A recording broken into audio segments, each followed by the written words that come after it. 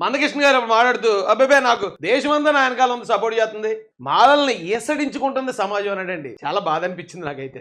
మనం అన్నదమ్ముల్లా మెలిగే ఈ సమాజంలో మాల మాదిగలు రెల్లీలు వాళ్ళు కూడా బావా బామ్మరిది అన్న తమ్ముడు అనుకుంటూ ఉండమే తప్ప మాకు ఎప్పుడు ఈ అంతరాలు ఎప్పుడు తెలియలేదండి. మరేమో మందకృష్ణ గారు ఏం చూసారు నాకైతే తెలియదు. కానీ ఫస్ట్ ఈ వర్గీకరణ అనేది ఈ భారతదేశంలోనే కోరుకునేది ఎవరు అంటే మందకృష్ణ గారు ఒక్కరే. మందకృష్ణ గారికి సపోర్ట్ ఎవరు అంటే ఇప్పుడు నరేంద్ర మోడీ గారు చేస్తున్నారు అంటాడు ఆయన.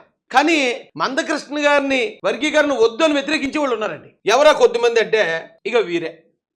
ఒకవేళ మందకృష్ణ గారిని వ్యతిరేకిస్తున్నారు అనగానే అయితే ఖచ్చితంగా ఇలా మాలలే వ్యతిరేకిస్తారు మందకృష్ణ గారిని అని అనుకోకండి. వీళ్ళు కూడా సేమ్ మందకృష్ణ గారి సామాజిక వర్గం అండి. వీళ్ళు వర్గీకరణ అనేది దళిత జాతిని నాశనం వైపు నడిపిస్తుంది, దళిత జాతిలో ఐక్యత దెబ్బతీస్తుంది. వర్గీకరణ అనేది రాజ్యాంగబద్ధంగా జరగాలి తప్ప ఇలా రాజకీయ పార్టీల ద్వారా లేకపోతే రాజకీయ పార్టీలకి అనుకూలంగా మనం ప్రవర్తించడం ద్వారా జరిగితే అది శాశ్వతంగా నిలబడదు అని వీళ్ళు వాదిస్తున్నారు.